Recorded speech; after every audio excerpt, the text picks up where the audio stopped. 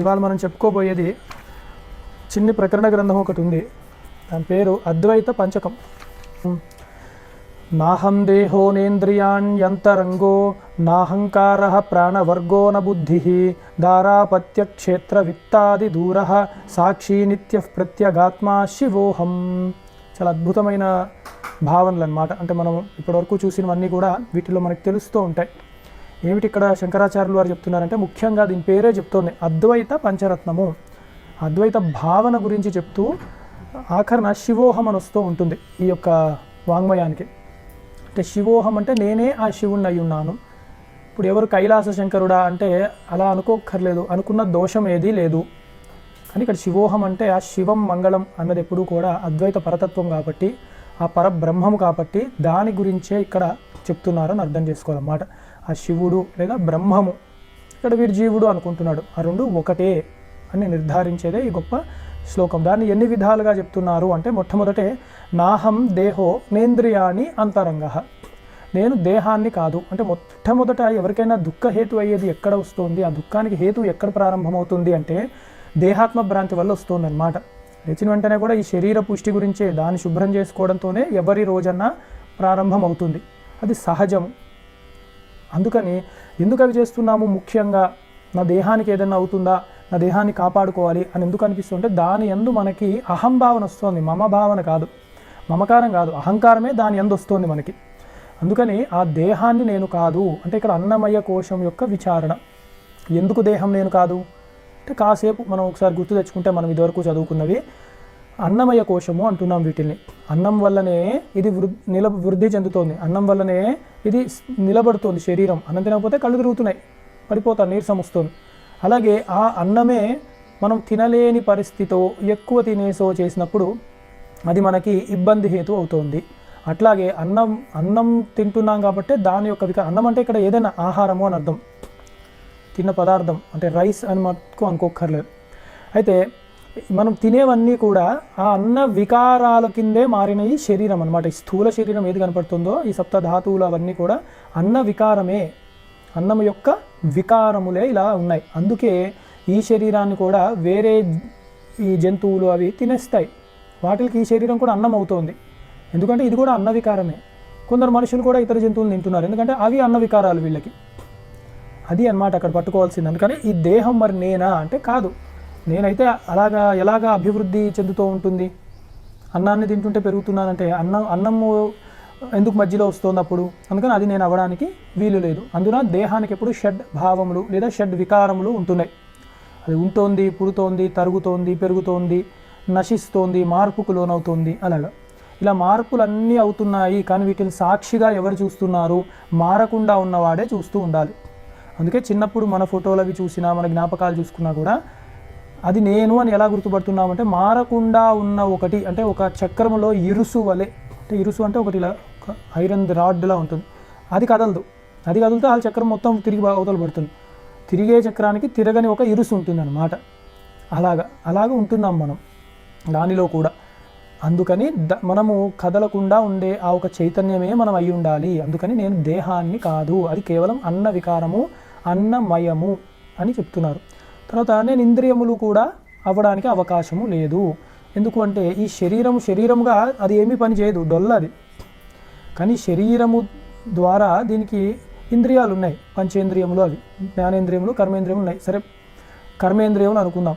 ఈ కర్మేంద్రియముల నుండి అది బయట ప్రపంచాన్ని ఆస్వాదిస్తూ ఉంటుంది, దాంతోనే ఇంటరాక్ట్ అవుతూ ఉంటుంది ఇది ఈ శరీరం. అయితే మరి అవి నేనా అంటే అవి ఒకలాగా లేవు అందరికీ. ఒక దృష్టి ఒకవేళ చూపునే ఒక ఉపమానం కింద తీసుకుంటే, ప్రతిదీ మనం చూసేవన్నీ కూడా అందరికి ఒకలా కనపడట్లేదు. అందులో వాటిలో దోషం ఉంటుంది. కర్మేంద్రియాల్లో ఒక్కొక్కళ్ళకి ఒక్కొక్క సామర్థ్యం తేడా వస్తుంది. అందరూ సమానమైన బలంతో లేరు. మరి ఆత్మ అయితే సమానంగా ఉండాలి కదా. అందుకని ఆ దోషం వల్ల ఆ ఇంద్రియం పని చేయకపోవడము, ఎక్కువగా పని చేయడం కూడా అవుతుంది కొందరికి. అందుకని ఇలా మార్పులు లోనయ్యేవి నేను అవ్వడానికి అవకాశం లేదు. తర్వాత ఇంకోటి ఏమిటి అంటే, నేనే అన్ని విధాలుగా అనేకములైన వస్తువుల్ని చూస్తున్నాను. అనేకములైన వస్తువులు అన్నప్పుడే అవన్నీ కూడా బ్రహ్మం కాదు అని, లేదా నా నిజస్వరూపం కాదని పక్కన పెట్టేయచ్చు. మళ్ళీ ఇక్కడ ఇంద్రియాలు ఎన్ని ఉన్నాయంటే అనేకములు ఉన్నాయి, 5 ఉన్నాయి. అంటే ఇక్కడ ప్రస్తుతానికి 5 పంచేంద్రియాలు అనుకుందాం. అయితే ఈ 5 ఇంద్రియాలు నేను అవ్వడానికి వీల్లేదా అంటే ఏదో ఒకటి అవ్వాలి.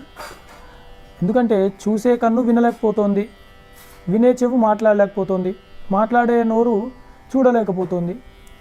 అలాగా ఇవన్నిట్లో ఒక గుణమే ఉంటుంది తప్ప అన్నీ లేవు. కాబట్టి విడివిడిగా ఇంద్రియాల్లో శక్తి ఉన్నా కూడా వీటిల్ని ఏ ఒక్కటి నేను అంటే నేను చూస్తున్నాను, నేను వింటున్నాను, నేను మాట్లాడుతున్నాను అంటున్నాం తప్ప నేను మాట్లాడేదే నేను అలా అనుకోవడానికి వీల్లేదు. అందుకని ఈ ఇంద్రియాలు కూడా నేను అవ్వడానికి అవకాశం ఎక్కడా లేదు. అలాగే అంతరంగం కూడా నేను కాదు, అంటే సూక్ష్మ శరీరం మనసు, అది మనోబుద్ధులు కూడా నేను అవ్వడానికి వీల్లేదు. ఇక్కడ మనస్సు అని అనుకుంటే ఇన్ని ఇంద్రియాలు కూడా అవి అంటే దేనికి అది పని చేయట్లేవు. దాని వెనక మూలము ఒకటి కనపడకుండా సూక్ష్మముగా ఉన్న మనస్సు ఉంది. అది ఒక మనస్సే.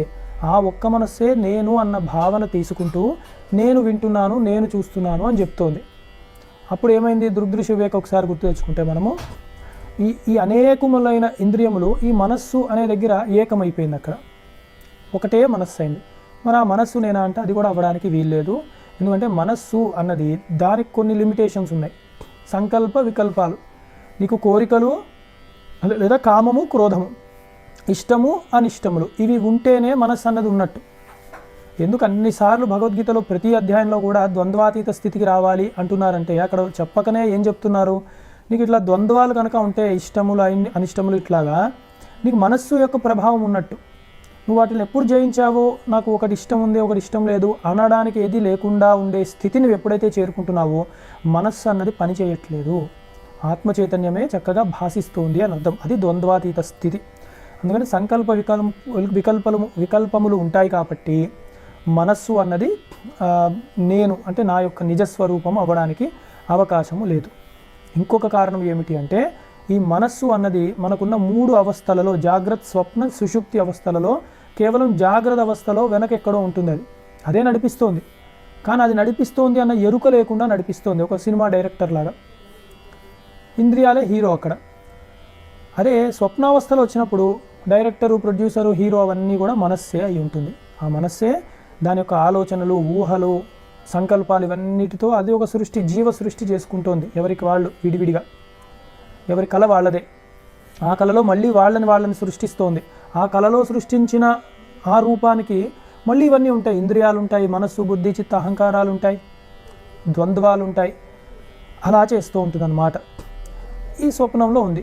మరి సుషుప్తి అవస్థలో ఏమైంది మనస్సు అంటే పురీతతి నాడి అని చెప్పి దాంట్లో వెళ్ళిపోయి లయమైపోయి ఉంటుంది. అది తాత్కాలికంగా, పూర్తిగా కాదు ఉండేది, కానీ దాని ప్రభావం ఉండదన్నమాట. అందుకని ఆ పురీతతి నాడిలో పడిపోయి ఉంటుంది మనస్సు. అంటే ఒక అవస్థలోనే అది లేదు. మరి అలాంటప్పుడు అది నా నిజస్వరూపం ఎలా అవుతుంది అంటే ఆ అవస్థలో అది లేకపోయినా నేను అన్నవాడిని ఉన్నాను కాబట్టి మనసు నేను అవ్వడానికి వీలు లేదు అని ఇక్కడ తెలుస్తుంది. అందుకని అంతరంగంలో ఏది కూడా నేను కాదు అని. అలాగే నాహంకార ప్రాణవర్గో నా బుద్ధి. ఇక్కడ నేను అహంకారం అంటే నేను అన్న స్ఫురణ ఏదైతే మనసులో వస్తుందో జీవుడను అని, నేను కర్తను అని, అది నేను అవ్వడానికి వీలు లేదు. ఎందుకంటే నేను అని ఏదనుకుంటున్నానో ఆ భావన నాకు సుషుప్తిలో ఉండట్లేదు, ఎక్కడో ఎంతో ఆలోచించక్కర్లేదు. అసలు సుషుప్తిలోనే నేను అన్న భావన అక్కడ నాకు తెలియట్లేదు. అందుకని ఇక్కడ ఈ జీవభావన నేను అనుకున్నది ఏదైతే ఉందో అది నేను నా నిజస్వరూపం అవ్వడానికి వీలు లేదు, అది ఆత్మ అవ్వడానికి వీలు లేదు అని. తర్వాత ప్రాణవర్గాన్ని నేను కాదు అంటే 5 ప్రాణములు ఉన్నాయి, ఒకటే ప్రాణము 5 ప్రదేశాల్లో ఉండి 5 విధాలుగా పనిచేస్తున్నాయని 5 ప్రాణములు అంటున్నాం. ఆ ప్రాణములు ఇందాక చెప్పినట్టు చూసారు, శంకరుల శైలి కాబట్టి అంతరంగం తర్వాత ప్రాణము చెప్పారు. ఇక్కడ మామూలుగా మన ఇది ఎలా ఉంటుంది, అన్నమయం, ప్రాణమయం, మనోమయం అని చదువుతున్నాం. కానీ శంకరులు వాంగ్మయం కాబట్టి ఇక్కడ ఎలా రాశారంటే దేహము, మనస్సు, ఇంద్రియాలు, మనస్సు, అప్పుడు ప్రాణం చెప్పారు. ఎందుకు అంటే 3 అవస్థల్లో ప్రాణం ఉంటుంది. అది విచిత్రం ఇక్కడ. అది చాలా సూక్ష్మమైనది. అలా ఆ అరేంజ్మెంట్లోనే శంకర్లు చెప్పగానే చెప్పారు ప్రాణం అన్నది 3 అవస్థల్లో ఉంది. సుషుప్తిలో నేను పడుకున్న ప్రాణం ఉంది. ఎందుకంటే మనస్సుని వాటిని మనం కొట్టేస్తున్నాం, అవి నా యొక్క నిజస్వరూపం కాదు ఎందుకంటే సుషుప్తి అవస్థలో లేదు అని. కానీ ఇక్కడ విచిత్రం, ప్రాణం 3 అవస్థల్లో ఉంది. అందుకని ప్రాణము ఆత్మ అంటే మన నిజస్వరూపం అని అంటే అలా అనుకోవడానికి వీలు లేదు. ఎందుకంటే అది బయటికి వెళ్ళి మళ్ళీ లోపలికి వస్తుంది. మనస్సుతో కొంచెం అది అనుబంధం ఏర్పరచుకుంది, దేహంతో పూర్తి అనుబంధం ఏర్పరచుకొని ఉంది. ఎలాగా అంటే దేహం వచ్చింది అంటే ఊపిరి ఉన్నట్టు, దేహం పోయింది, ఊపిరి పోయిందంటే దేహం పోయింది. గతవతి వాయో దేహాపాయ, కనుక దానికి దేహంతో సంబంధం ఉంది, దేహం లేకపోతే అది లేదు. రెండవది ఏమిటి మనస్సుతో అంటే మనస్సు యొక్క ఉద్రేకాలతో దీనికి సంబంధం ఉంది. మనస్సు ఒకవేళ ఉద్రేకానికి గురైంది కామక్రోధాల వల్ల అంటే ఊపిరులలో తేడా వస్తూ ఉంటుంది. ఊపిరిలో తేడా రావడం కూడా ఒకానొక అనారోగ్యం చెప్పబడుతూ ఉంటుంది. అదేం మంచి గొప్ప విషయం కాదు. బాగా ఊపిరి తీసుకుంటున్నాడు, ఎగ ఊపిరి వచ్చిందంటే తేడా వచ్చినట్టే, చాలా తక్కువ తీసుకుంటున్నాడన్న అదే అర్థం వస్తుంది. అందుకని దానికి కూడా 3 అవస్థల్లో ఉన్న ప్రాణము అన్నది మనకి ఆత్మ అవ్వడానికి అవకాశం లేదు. ఇంకొక కారణం మానసోల్లాసంలో ఏం చెప్పారు అంటే ఒకవేళ మనస్సే ఆత్మ అంటే, ఆత్మ అంటే మిగతా అన్నీ కూడా దాని గురించే పనిచేస్తున్నాయి, నా గురించి ఈ శరీరం అన్నీ పనిచేస్తున్నాయి కదా, సాధనాలు అయి ఉన్నాయి. మరి ప్రాణమే ఆత్మ అని మనం అనుకుంటే మరి మిగతావన్నీ ఇంకా చురుగ్గా లేచి ఉండాలి. ఒక రాజు వస్తే సైనికులు, మంత్రులు వాళ్ళందరూ ఇంకా చురుగ్గా పనిచేస్తారు, పడుకోరు. అందుకని ప్రాణం ఒకవేళ సుషుప్తిలో ఉంది అని అనుకున్నా మరి మిగతా ఏ ఇంద్రియాలు పనిచేయట్లేవు. అందుకని అలా కూడా చూసుకున్న ప్రాణము అన్నది అసలు ఆత్మ అవ్వడానికి అవకాశము లేదు అని. అలాగే నా బుద్ధి అంటే విజ్ఞానమయ కోశం, అది కూడా ఆత్మ అవ్వడానికి వీలు లేదు. ఇది ఇక్కడ ఎందుకు చెప్పారు అంటే సుషుప్తిలో ప్రాణం ఉందన్నారు, అంటే బుద్ధి ఉందా అంటే విజ్ఞానం తెలుస్తోందా అంటే యథార్థానికి తెలుసుకోవడానికి విషయము ఏది లేదు. బుద్ధి ఉంది లేదని కాదు, ఎందుకంటే బుద్ధి చాలా దగ్గరగా ఉంటుంది ఆత్మకి. సచ్చిదానందంలో ఆ చిత్త ఏదైతే ఉందో చైతన్యము అది బుద్ధే ఒక రకంగా, ఆ బుద్ధి అందే ఆ శక్తి ఉంటుందన్నమాట. కాకపోతే అది తెలుసుకోవడానికి విషయం లేదు, ప్రపంచం లేదు, మొత్తం ఉపశమించిపోయి ఉందన్నమాట అక్కడ. అందుకని అదేం తెలుసుకోవట్లేదు, కానీ అది ఏం తెలుసుకుంటుంది, ఏమీ లేదు అని తెలుసుకుంటోంది. శూన్యవాదం అక్కడే పడిపోయిందనమాట. నేను ధ్యానం చేశాను నాకు శూన్యం కనపడుతోంది అంటే శూన్యం కనపడుతుందా, ఏమీ లేదని తెలుస్తుందా, అది తెలుసుకునేది ఒకటి ఉంది గుర్తుపెట్టుకో అన్నారన్నమాట శంకర్లు. అందుకని ఆ శూన్యాన్ని చూడగలుగుతోంది, అది ఆనంద స్థితి అన్నది అర్థమైందనమాట. అది ఎప్పుడు తెలుస్తుంది అంటే ఆ స్థితిలో లేదు, ఎందుకంటే అజ్ఞాన దశలో కాబట్టి బుద్ధి పని చేయట్లేదు పూర్తిగా. నిజమైన సచ్చిదానందం కాదు అది, అది కూడా ఆభాసమే, తీసుకున్నదే, అప్పు తీసుకుందనమాట ఒక రకంగా. అందుకు నిద్ర లేచాక బాగా నిద్ర పట్టింది, ఎంతో సంతోషంగా ఉంది, నాకు సుఖంగా ఉంది ఆ నిద్ర, గాఢ నిద్ర పట్టింది అని అంటున్నారు. ఎవరు చూశారు అది అంటే ఇగో ఈ బుద్ధియే చూస్తోందన్నమాట. ఏదీ లేదు, ఏమీ లేకపోవడమే ఆనందహేతు అయింది అని చెప్తోంది బుద్ధి. అందుకని ఆ స్థితిలో కూడా అది ఆ కాస్త తెలుసుకున్నా ఏమీ లేదని శూన్యాన్ని సాక్షిగా చూసినందుకే బుద్ధిని సాక్షి అంటాం. కాబట్టి అది కూడా నా యొక్క నిజస్వరూపము అవ్వడానికి వీలు లేదు అని. దారాపత్య క్షేత్ర విత్తాది దూర, ఇది ఇక్కడ ఇప్పటివరకు చెప్పినవి పంచకోశ విచారణలాగా చెప్పారన్నమాట. పైనంతా కూడా ఈ అహం కూడా ఆవరణతో ఉన్న జీవభావన, నాహంకారం అన్నప్పుడు అది నేను అవ్వడానికి అవకాశం ఎట్లాగూ లేదు. ఎందుకంటే నేను ఈ అహంకారం అంతా దేహాదుల యందు నేను వ్యాపించిపోయి అది నేను అనుకుంటున్నాను. అలా అనుకున్నప్పుడే అది నేను నా నిజస్వరూపం కాదు అని తెలుస్తుంది. అలాగే ఇప్పుడు మమకారం గురించి చెప్తున్నారనమాట. అది అక్కడితో ఆగట్లేదు, చూడండి లోపల నుంచి బయటికి వెళ్ళిపోతుంది ఆ అహం అన్న భావన. అహం అంటే నేను అన్న భావన. అదేమిటంటే దారా అపత్యం క్షేత్ర విత్తాది దూరం అని చెప్పి ఈ భార్య పిల్లలు లేదా భర్త పిల్లలు, అలాగే క్షేత్రములు, శరీరము, తర్వాత లేదా మన గ్రామములు, అవి ఎట్లా అనుకున్నా పర్వాలేదు, శరీరం క్షేత్రాన్ని అంటారు కాబట్టి క్షేత్రం అది. విత్తాది అంటే ఈ ధనము, సంపదలు, లేదా ఈ గృహము, పోని క్షేత్రం అంటే గృహము కూడా అనుకోవచ్చు. ఆ గృహము ఇవన్నీ కూడా నేనా అంటే వీటికన్నా విలక్షణము అంటే వేరేగానే నీవు ఉంటావు. ఇప్పుడు నా శరీరమే నేను కాదు అని ప్రారంభించిన వాడిని వేరే ఇలాంటి శరీరం ఇంకోటి కనపడుతుంది భార్య రూపంలో, భర్త రూపంలో, పిల్లల రూపంలో, అంటే అది నేను అవ్వడానికి అవకాశం ఎట్లా ఉంది? కానీ ఇక్కడ చమత్కారం ఏమిటంటే బ్రహ్మసూత్రాల్లో అదే చెప్తారు, మన యందు ఉన్న ఆ అహం భావన నేను అటు వాళ్ళ యందు వ్యాపించేస్తున్నాను, ఆ వస్తువులు, ఆ విషయాలు, ఆ మనుష్యుల యందు వ్యాపించేస్తున్నాను. అది నేను అన్న భావనకు వచ్చేస్తుంది. వారికి దెబ్బ తగిలితే నాకే తగిలినంత విలవిల్ల ఆడిపోతూ ఉంటాను నేను. ఇది ఇక్కడ మనుషులకనే కాదు, ఈ జడములైన ఈ మన వాహనాలు ఉంటాయి, కార్లు, వాటికే ఎవడైనా ఒక గీత పెట్టాడు అనుకోండి, నాకే గీత పడిపోయిందేమో అన్నంతగా ఆలోచిస్తూ ఉంటాం. ఎంతోమంది ఈ బైక్ నడుపుతూ ఫోన్ జారితే ఫోన్ పట్టుకోవాలని వాళ్ళే పడి కాళ్ళు చేతులు విరగొట్టుకున్నాడు బోల్డ్ మంది, నాకే తెలుసు. అంటే వాడికన్నా ఆ ఫోనే చాలా గొప్పది, విలువైనది అన్న భావన ఉంది. అంతలా అహము మమకారం దాని ఎందుకు ప్రవేశింపజేశారనమాట. దాంతో తాదాత్మ్యాన్ని పొందుతున్నారు వాళ్ళు. కానీ ఇవన్నీ వాళ్ళు కాదు కదా. అది లేనప్పుడు వాళ్ళు ఉన్నారు, అది పోయినప్పుడు వాళ్ళు ఉంటారు. అందుకని ఇవన్నీ వేరేగానే ఉన్నాయి. మన విత్తములు, మన ఇల్లులు, మన సంపదలు ఇవన్నీ కూడా మన నిజస్వరూపము అవ్వడానికి అవకాశము లేనే లేదు. కాకపోతే దాని యందు మనం అహంకారములు మమకారములు పూర్తిగా వ్యాపించేస్తున్నాం. అక్కడ ప్రమాదం వస్తుంది. వాటన్నిటిని వివేకముతో యుక్తితో ఆలోచించి ఎంత ఉండాలో అంత ఉండాలి. సంసారంలో ఉన్నాం కాబట్టి మనకి పూర్ణ వైరాగ్యము కూడదు. అదే అలా అన్నానని చెప్పి పూర్ణ వైరాగ్యం ఎందుకు కూడదు, నేను ప్రయత్నం చేస్తుంటే అలా వచ్చేది కాదు. వచ్చేది ఉంటే ఎప్పుడో వచ్చేస్తుంది. అది ఏదో సందర్భం ఏర్పడుతుంది, దాన్ని బట్టి వచ్చేస్తుంది. అది చదువుకున్నది అవి. అంతేగా నేను కొంచెం వైరాగ్యంగా ఉంటాను అంటే అలా అనుకునేది కాదనమాట. మరి ఎవరు నేను అంటే సాక్షి నిత్య ప్రత్యేగాత్మ శివోహం. నేను సాక్షి, బుద్ధికి కూడా సాక్షి, సాక్షికి సాక్షి, నిత్యము అదే సత్యము, 3 కాలాల్లో కూడా మార్పుకి లోనవ్వనిది నేను, 3 అవస్థలలో కూడా మార్పుకు లోనవ్వని నిత్యమైన వస్తువును నేను. పైన చెప్పినవన్నీ 3 కాలాల్లో ఉండవు, మార్పుకు లోనవుతూ ఉంటాయి. అది ఏమిటంటే ప్రత్యేగాత్మ. ఇందాక పంచకోశ విచారణ చేయగా లోపల వెళ్ళగా అన్నమయ ప్రాణమయ మనోమయ విజ్ఞానమయ ఆనందమయము లోపల ఉన్న ఆత్మ ఏదైతే ఉందో వేటికి అంటకుండా, విక్షేపాలకి ఆవరణకి కూడా పై స్థాయిలో అంటకుండా ఏది ఉందో ఆ ఆత్మను నేనై ఉన్నాను. ప్రత్యేగాత్మ అంటే ఇక్కడే తెలుసుకుంటున్నాను, నేను ఎక్కడో కాదు, ఇక్కడే గుర్తుపట్టగలుగుతున్నాను. ఆ ప్రత్యేగాత్మనే నేనై ఉన్నాను. అది ఏమిటంటే శివోహం, అదే అహం బ్రహ్మాస్మి అన్నట్లే అదే నేను అయ్యున్నాను. ఆ మంగళ స్వరూపుడనైన ఆ బ్రహ్మముని నేనే అయ్యి ఉన్నాను. అహం శివ. అలా స్పీడ్గా అన్నప్పుడు హంసహ అని వచ్చేస్తూ ఉంటుంది అనమాట. హంసహ అన్నది కూడా శంకర్లు అదే అన్నారు, అహం సహ అని, నేనే అది అని చెప్పి. అదే అహం బ్రహ్మాస్మి అని మహావాక్యము. దాన్ని అర్ధ విచారణ చేయాలి. అది మంత్రంలాగా 1000 జపం చేయాలా అని అనుకోకూడదు, అది అర్థం చేసుకోవాలి మనం. ఇది మొదటి శ్లోకం. రెండవది రజ్వజ్ఞానాద్ భాతి రజ్జౌ యథాహి స్వాత్మాజ్ఞానాద్ ఆత్మనో జీవభావ ఆప్తోఖ్యాహి భ్రాంతినాశే స రజ్జు జీవోనాహం దేశికోఖ్యా శివోహం. అత్యద్భుతమైంది. అదే ఈ యొక్క ప్రకరణ గ్రంథంకి లేదా స్తోత్ర వాంగ్మయంకి ఎందుకు నాకు బాగా మమకారం నాకు ప్రత్యేకంగా అంటే ఈ 2వ శ్లోకం వల్ల. మొట్టమొదట ఉపనిషత్ పాఠం చెప్పిన బ్రహ్మశ్రీ ముదిగొండ శంకర శర్మ గారు, వారు ఎక్కువగా దీన్నే ఉటంకించేవారు అన్నమాట. ఎక్కడ కొంచెం అనుమానం వచ్చినా, ఎక్కడ కొంచెం శిష్యులకి ఏదైనా పట్టుకోలేకపోతున్నారు సిద్ధాంతము, ఒకదానికొకటి ఇంకోలా అర్థం చేసుకుంటున్నారంటే ఎవరు ఎక్కువగా ఉటంకించేది ఇదే.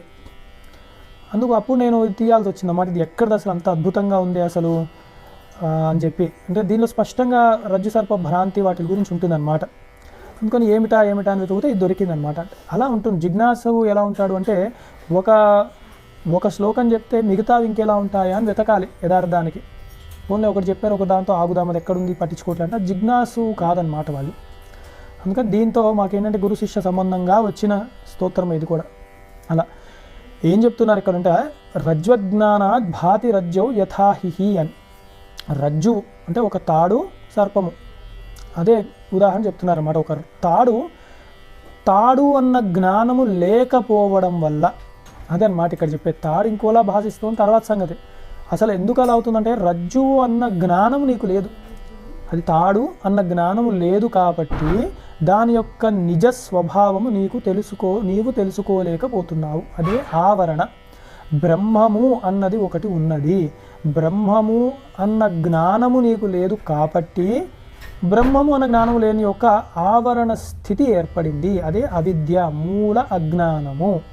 స్వాత్మాజ్ఞానాత్ ఆత్మనో జీవభావ. అట్లానే నీ యొక్క నిజస్వరూపము తెలుసుకోలేక ఆత్మనే జీవభావముతో చూస్తున్నావు. సర్పము తెలియక, అదే రజ్జువు తెలియక అది పామేమో అని భ్రమ చెందుతున్నావు.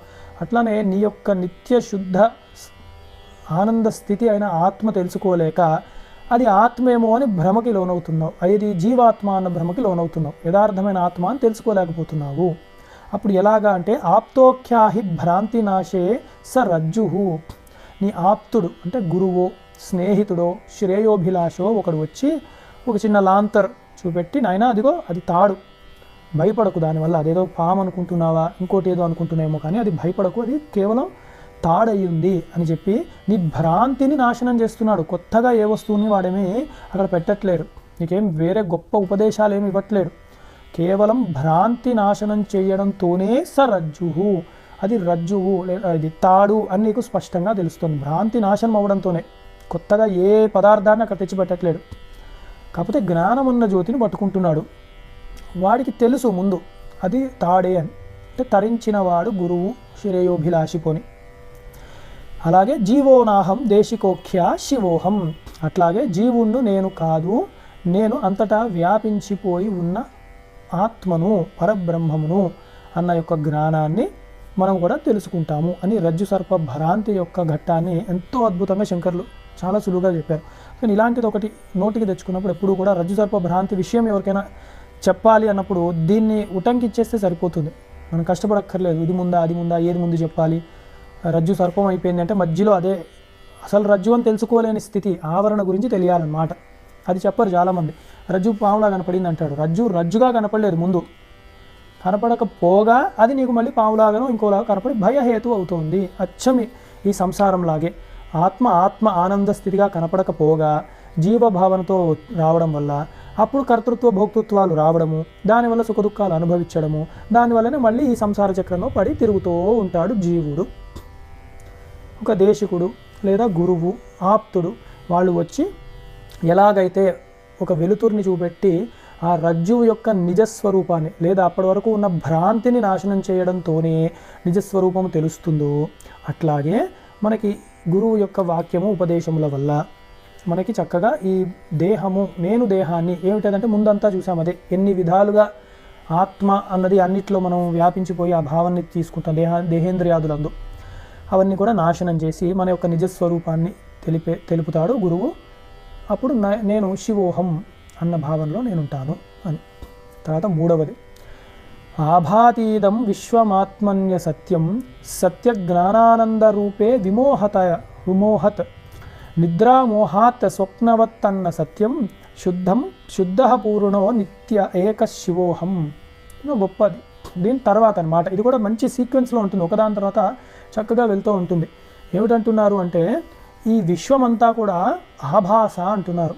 ఆభాస అంటే కానిదాన్ని ఇది అనుకోవడం, అంటే ఆత్మ కాదు, ఇది నిజమైన బ్రహ్మము కాదు. కానీ నిజమైన బ్రహ్మము కాని యొక్క విశ్వాన్ని నేనేమనుకున్నాను, ఇదే విశ్వము, ఈ విశ్వమే బ్రహ్మము, ఇది శాశ్వతము. అంటే బ్రహ్మం అనుకోవడంలో దోషం ఏమొచ్చిందంటే శాశ్వతం అనుకుంటాం, అదేదో ఆనందహేతు అనుకుంటాం. అది అక్కడ వచ్చే చిక్కు. బ్రహ్మం అనుకో, విశ్వాన్ని బ్రహ్మమే అనుకో, బ్రహ్మం యొక్క కార్యరూపము నామరూపములు అనుకున్న దోషం లేదు. కానీ అది శాశ్వతం అనుకోవడంలో ప్రమాదం వస్తుంది అన్నమాట. అక్కడ అంతా బ్రహ్మమే, కానీ అసలైన బ్రహ్మము మాత్రమే నీకు ఆనందాన్ని ఇవ్వగలదు, అది నీలోనే ఉంది ప్రత్యేగాత్మగా.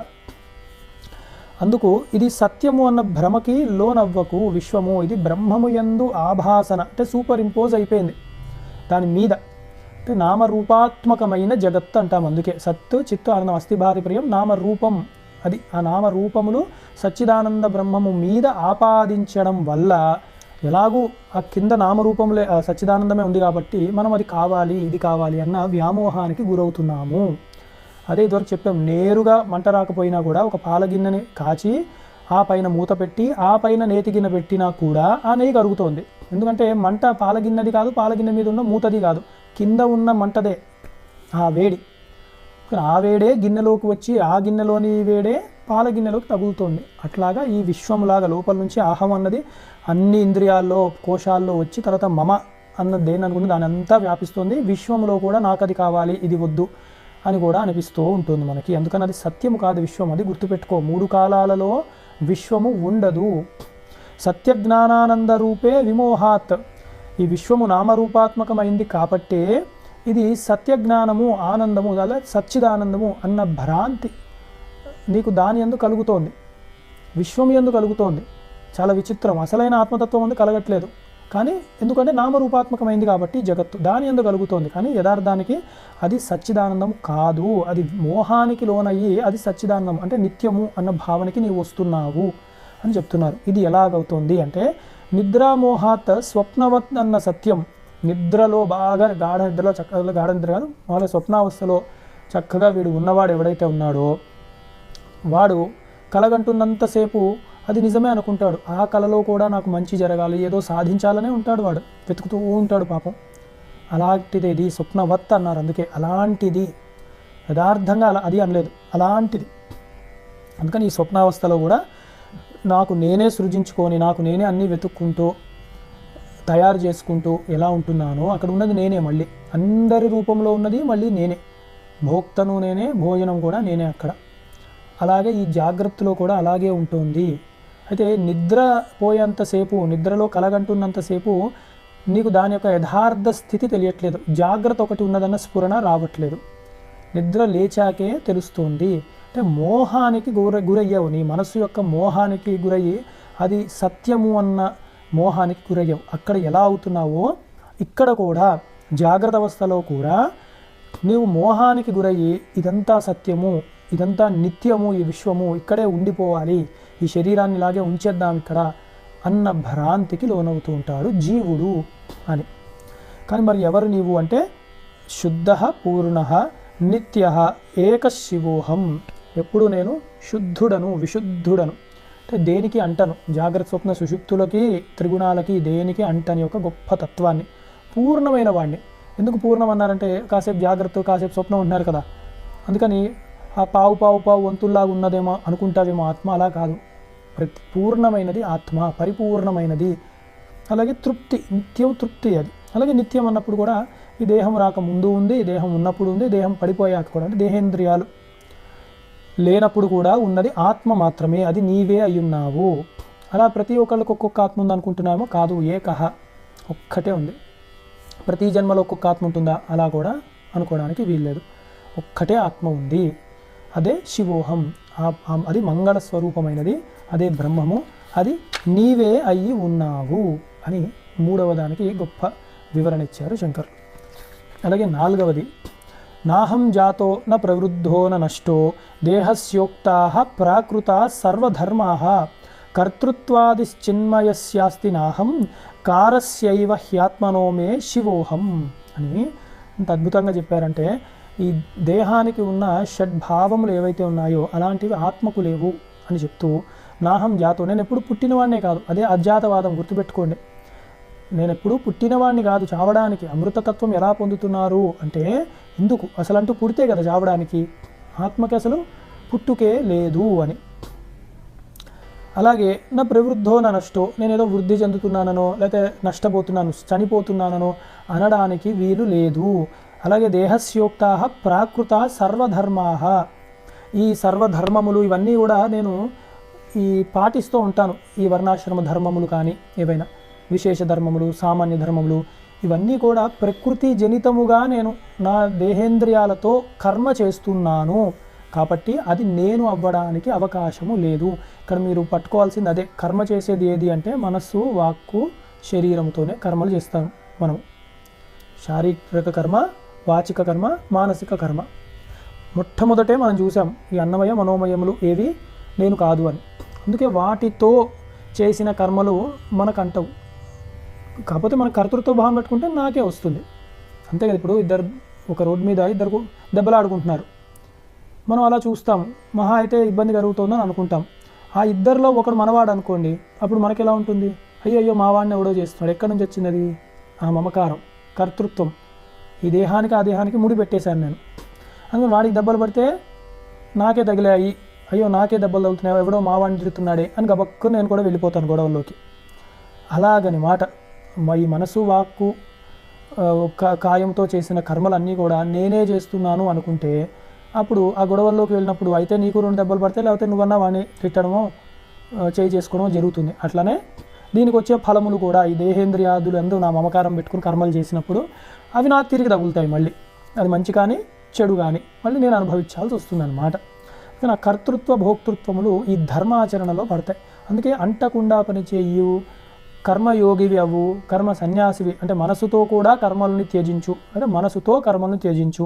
ఇవన్నీ ఎందుకు చెప్తున్నారంటే ఆ కర్తృత్వ భోక్తృత్వ భావాలను ఉద్దేశించే, ఇవన్నీ మనసు చేసే విచిత్రాలన్నమాట. అలాగే కర్తృత్వాది చిన్మయస్యాస్తి నాహం, అదే ఇక్కడ వివరణిస్తూ, కర్తృత్వాదులు నేను కాదు, నేను చేసేవాడను, కర్తృత్వం నాకు ఉంది అన్న భావన నీకు కూడదు ఎందుకంటే అసలైన కర్త లోపల ఉన్న ఆత్మయే అనుకో, నీవు కర్తవు కాదు, నువ్వు కేవలం ఒక చైతన్యాన్ని అప్పు తెచ్చుకున్నావు అంతే, సచ్చిదానందం. ఎందుకంటే దేహేంద్రియాదులు నేను చేస్తున్నాను అని చెప్పి అనకు, నీవు కర్తవు కాదు. దేహము సహజముగానే దాని పని, ఇంద్రియాలతో ప్రవర్తిల్లుతున్నాయి, అంతవరకే. అది కళ్ళు దానికి ఒక లక్షణం చూడడము, అక్కడ రూపం ఉంది చూస్తుంది, అంతవరకే. మధ్యలో నీవెందుకు కర్తృత్వం పెట్టుకుంటున్నావు? నీవు ఒక ఫలానా వర్ణంలో ఒక ఆశ్రమ స్వీకారం చేసి ఉన్నావు, ఆ ధర్మాన్ని ఈ శరీరం పాటిస్తోంది, శరీరానికి కదా చెప్పబడ్డాయి, నీవెందుకు కర్తృత్వాన్ని పెట్టుకుంటున్నావు మధ్యలో? అది అన్నమాట అక్కడ ప్రశ్నించేది. అలాగే కారస్యైవ హ్యాత్మనో మే శివోహం, కానీ నీవు కర్తవు కాదు. అలాగే మమకారం అంటే ఈ కార్యరూపణంలో ఉన్న ఆ దేహాదులవి నీవు కాదు. అందుకని నీవు ఎప్పుడు చిన్మయ స్వరూపుడువే అయ్యున్నావు, నీవు ఆత్మవే అయ్యున్నావు. ఈ ధర్మాదులు, ఈ దేహాదులు, ఈ కర్తృత్వ భోక్తృత్వాలకి అతీతముగా ఉన్నవాడివి నీవు అన్న యొక్క స్ఫురణ నీవు చక్కగా తెచ్చుకున్నప్పుడు నీవే శివోహం అన్న అనుభవము నీకు వస్తుంది, నీవే మంగళ స్వరూపుడవు అన్న అనుభవం నీకు వస్తుంది అని.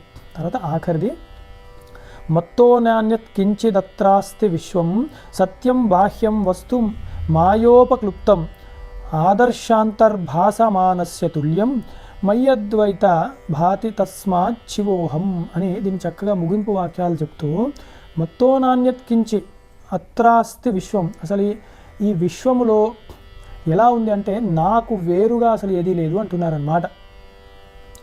అంటే నా యొక్క భావనలే ఈ విశ్వముగా భాసిస్తోంది, నేను కారణముని అయి ఉన్నాను.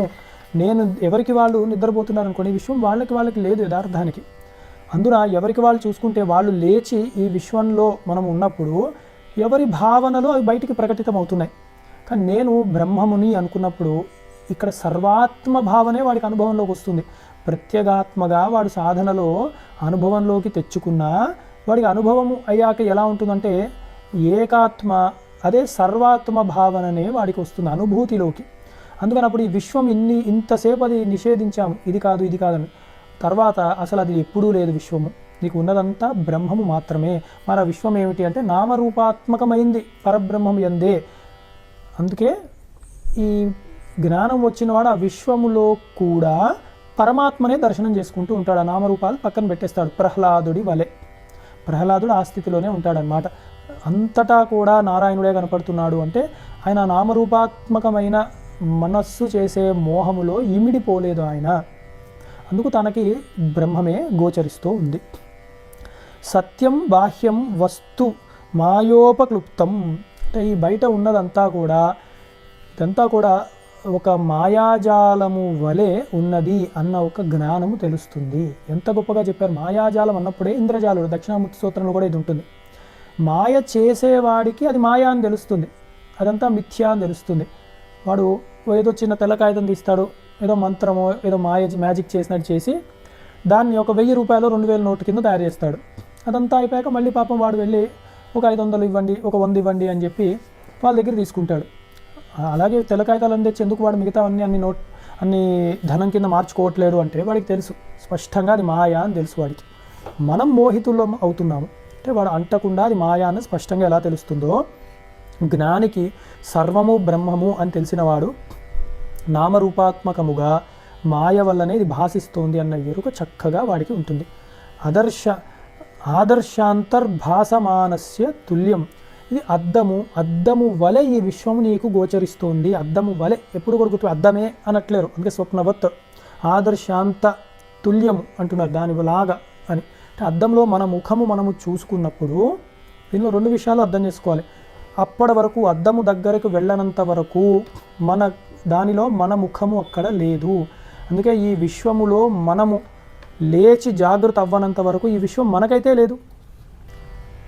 మరి ఈ విశ్వం ఎక్కడి నుంచి వచ్చింది? అద్దంలో ముఖం ఎట్లా వచ్చింది ఇది అంటే ఎలా చెప్తాం? అది ఆ అద్దానికి ఆ ప్రతిబింబాన్ని స్వీకరించే లక్షణం ఉంది కాబట్టి. మరి ఈ విశ్వంకి ఎలా ఉంది అంటే నీ యొక్క బింబమే, నీ యొక్క ఆలోచనలే ఈ విశ్వముగా భాసిస్తూ ఉన్నది. అంటే అద్దములో నీ ముఖమే కనపడుతోంది కాబట్టి, అంటే నీ ముఖములోంచే ఆ ప్రతిబింబం వచ్చింది అని అలా ఆలోచించాలి. అట్లాగే ఈ విశ్వం కూడా నీ నుండే, నీ భావనలే విశ్వముగా వ్యక్తమవుతూ ఉన్నది అని. కానీ అది యథార్థమా? మరి నీవైతే సచ్చిదానంద స్వరూపుడు కదా, అంటే ఆనంద స్వరూపుడు కదా, నీకు నీ బింబముకి భేదము లేదు కదా. అందుకే కదా మన ఆఫీసుల్లో కూడా మన ఐడి కార్డులు మన ఫోటోలు పెట్టుకొని లోపలికి వెళ్ళిపోతాం. వాడు ముఖం చూడాడు, ఐడి కార్డులో మన ముఖం ఉందా, మనకి యాక్సెస్ ఉందా చూస్తాడు, అంతే కదా. ఎందుకు అలాగా అంటే అది నీవు అభేదము అని. మరి ఈ విశ్వం కూడా నీకు ఆనందంగా ఎందుకు ఉండట్లేదు? మరి దుఃఖహేతు అవుతుంది. ఎందుకు అలా అంటే అందుకే అద్దము వలే అన్నారు. అద్దములాగా ప్రతిబింబముగా కనపడుతున్నా భాషిస్తున్నా అద్దంలో కుడి ఎడముగా ఎడము కుడిగా భాషిస్తోంది. అది ఒక ముఖ్య కారణము. అలాగే ఈ ఆనందము అది వ్యతిరేక దిశలో కనపడుతుంది అవతల, అందుకే దుఃఖహేతు అవుతోంది ప్రపంచం. ఇది ఒకటి. రెండవది అద్దము ఎప్పుడు చెప్పినా కూడా ఇంత చిన్న అద్దంలోనే దూరంగా అద్దం ఇలా పెట్టినప్పుడు బయట ఉన్న పెద్ద పెద్ద కొండ కానీ ఏనుగులు కానీ ఇవన్నీ కూడా దానిలో చిన్నగా గోచరిస్తాయి అద్దంలో, దాని బింబం. అలాగే ఈ మనస్సులో బీజరూపముగా ఉన్న భావనలు అవన్నీ కూడా బయట నిజముగా వ్యక్తమవుతున్నట్టు కనపడుతుంది ఈ జాగృతిలో కూడా. అలా ఎలాగా అంటే స్వప్నమే ఉదాహరణ. మళ్ళీ కళలో మరి ఎక్కడి నుంచి వస్తున్నారు జనాలందరూ? అంతంత పెద్ద భవనాలు, ఇల్లులు, రోడ్లు, ప్రయాణం చేస్తున్నట్టు దేశము కాలంకి అతీతంగా మన కళ ఎలాగ నడుస్తోంది అసలు అంటే అంత ఈ బయట ఉన్న జాగృతి అంత పెద్ద విశ్వం అంతా కూడా ఈ చిన్న బుర్రలో ఉంది. కాబట్టే నిద్రపోయినప్పుడు స్వప్నంలో అవన్నీ అలాగే గోచరిస్తున్నాం మనం. ఇక్కడ అలాగే అవుతుంది అన్నమాట. కానీ అది స్వప్నము అని ఎలా తెలుస్తుంది? ఇక్కడ నిద్ర లేచాక, జాగృతి వచ్చాక. ఈ జాగృతిలోది కూడా స్వప్నము లాంటిది, అద్దములో యొక్క బింబము లాంటిది అని ఎలా తెలుస్తుంది అంటే జ్ఞానముతో మేలుకోవాలందరూ. 3 అవస్థలు దాటినప్పుడు అప్పుడు ఇది కూడా స్వప్నము లాంటిదే, ఇది కూడా భాషిస్తోంది అని స్పష్టంగా మనకు అర్థమవుతుంది అన్నమాట. మయ్యద్వైతే భాతి తస్మాచ్చివోహం. ఇంకా అప్పుడు మనకి నాకు భిన్నముగా ఇంకా ఏదీ లేదు, 2 ఏవీ లేవు. అద్దములో నేను నా బింబము ఎలాగైతే ఒకటే అయి ఉన్నాము. ఎందుకంటే నేను పక్కకు వచ్చినప్పుడు ఆ అద్దంలో బింబం కూడా ఉండట్లేదు. అంటే ఆ బింబము కూడా నాలోనే లయమైపోతుంది. నా నుండే వచ్చింది కాబట్టి నాలోనే లయమవుతుంది. ఆ ప్రతిబింబానికి నేనే కారణము, అది కార్యము కారణంలో లయమవుతుంది. అలాగే ఈ ప్రపంచం అంతా కూడా నా నుండే వ్యక్తమవుతుంది, నా నుండే లయమవుతోంది. ఎందుకంటే నేను శుద్ధ బ్రహ్మమునే అయ్యున్నాను. తస్మాత్ శివోహం. అందుకని నేను సాక్షాత్తు ఆ శివుడనే, ఆ బ్రహ్మమునే, మంగళస్వరూప బ్రహ్మ పదార్థాన్నే అయ్యున్నాను. అది నా నిజతత్వము అని ఈ యొక్క అద్వైత పంచకం అని చాలా చిన్నగా కనపడినా కూడా చాలా గూఢమైన గొప్ప భావనలు ఉన్న చక్కటి ప్రకరణ గ్రంథం ఇది అని చెప్తూ సర్వం శ్రీ గురుచరణారవిందార్పణమస్తు. శృతి స్మృతి పురాణ నామాలయం కరుణాలయం నమామి భగవత్పాదం శంకరం లోకశంకరం సదాశివసమారంభాం శంకరాచార్య మధ్యమామస్మదాచార్యపర్యంతం వందే గురుపరంపరాం. హర నమః పార్వతీపతే హర మహాదేవ. శాంతి శాంతి శాంతి. మహాదేవ్.